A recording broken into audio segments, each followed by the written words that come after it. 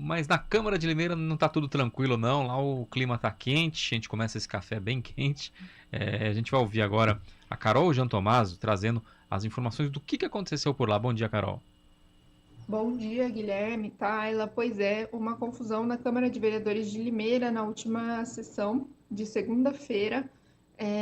A sessão estava acontecendo como acontece toda segunda, né? Um jovem estava ocupando a tribuna popular, que é um espaço destinado ali à população para expressar suas opiniões, falar suas demandas, enfim, questões da sociedade. O jovem estava usando a tribuna, estava falando sobre a maior abrangência do projeto Bom Prato, né? Defendia ali a ampliação desse projeto.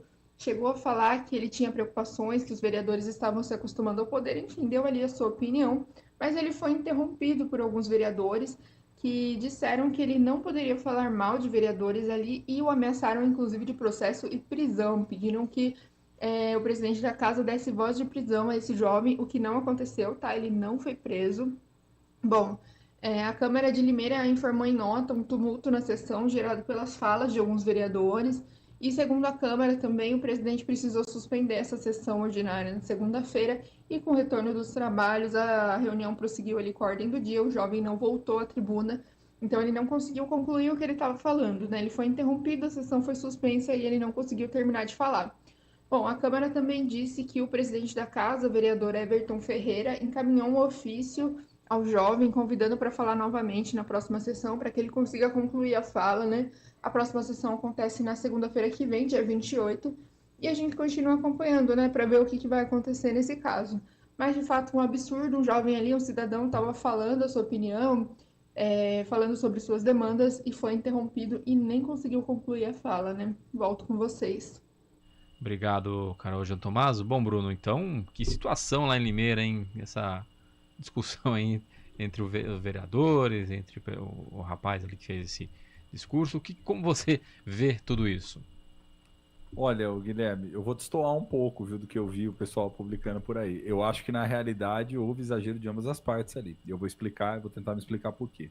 Quando a gente verifica o vídeo na íntegra, veja, o jovem está completamente correto do ponto de vista do rito, do trâmite. O que é a tribuna popular? É um espaço no qual os cidadãos subscritos por outros cidadãos podem ocupar durante um determinado período, né? Geralmente varia o tempo, acho que é alguma coisa em torno de 5 até 10 minutos, para poder levar um fato de relevante interesse público da comunidade, do bairro, enfim, de uma região, ou de um núcleo, de um grupo específico da população, a fim de dar visibilidade pública a esse tema dentro da Câmara. Até aí, ok. O jovem foi lá para falar a respeito da expansão, como a reportagem disse, da expansão do programa Bom Prato, que a gente sabe que é um programa do governo estadual, não é um governo municipal. É um programa do governo estadual que, obviamente, o município direciona áreas, né? Vê como fica melhor para poder desenhar isso em termos locais, solicitando a sua ampliação. Ou seja, o que a Câmara, em termos efetivos, poderia fazer ali? A partir dessa solicitação, né, de trazer a visibilidade sobre esse assunto, o Legislativo poderia, inclusive, fazer um encaminhamento de um requerimento, algo nesse sentido, para o governo do Estado,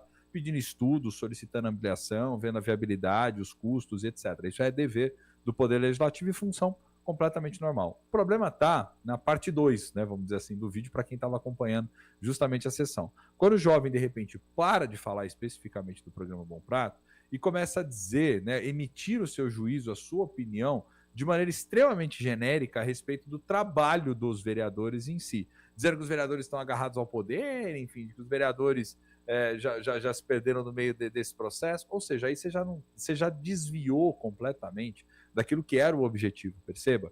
É aquilo que eu falo, na condição de cidadãos, a gente tem que cada vez mais fazer o seguinte, nos educarmos para a vida pública. A vida pública, ela não é baderna, ela não é você chegar ali e ficar falando exatamente o que você pensa e pensar também que não tem nenhum tipo de consequência você emitir esse juízo de valor. Isso serve tanto para os vereadores que também cometeram excesso, solicitando voz de prisão, também não é para tanto, né? Ali o que você deveria ter feito era pura e simplesmente pedir para que fosse dado uma parte, enfim, fazer o corte da fala e solicitar para o jovem, lembrando qual que era ali o seu real objetivo à frente da tribuna, para que ele não se desviasse do seu foco, porque você tem um assunto específico e os cidadãos te subscreveram para o assunto específico. Agora, quem delibera, quem está legitimado pela urna para fazer a votação, para fazer os debates e levar adiante essas questões, são os vereadores, né? E aí, Guilherme, a gente precisa começar a ficar atento, porque é o seguinte, conforme vai também se aproximando o cenário eleitoral, há muitos que acabam se aproveitando do espaço da tribuna para poder já meio que lançar plataformas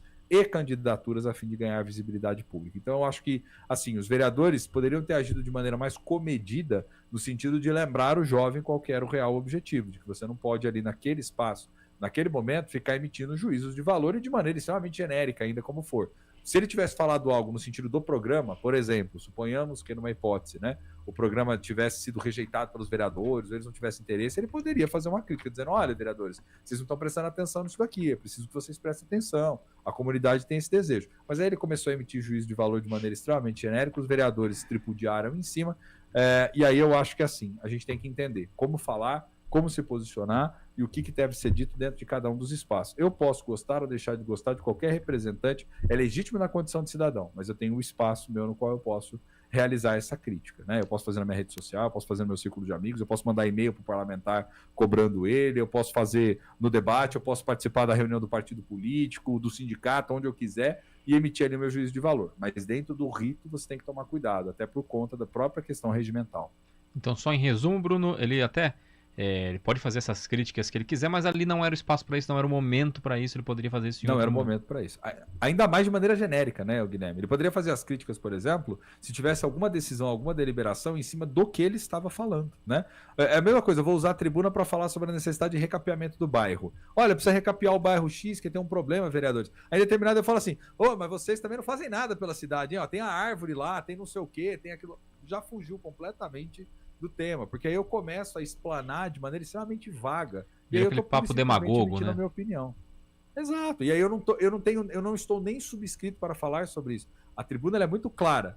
O cidadão vai lá falar, faz a sua inscrição, subscrito para uma determinada finalidade. É que nem, por exemplo, a CPI. Você já imaginou se os deputados, por exemplo, os vereadores, etc., estão no âmbito de uma CPI e começam a querer investigar outras tantas coisas? Não existe isso, é um objeto específico, aquilo que está sendo determinado pelo regimento e dentro da própria lógica ali de tramitação.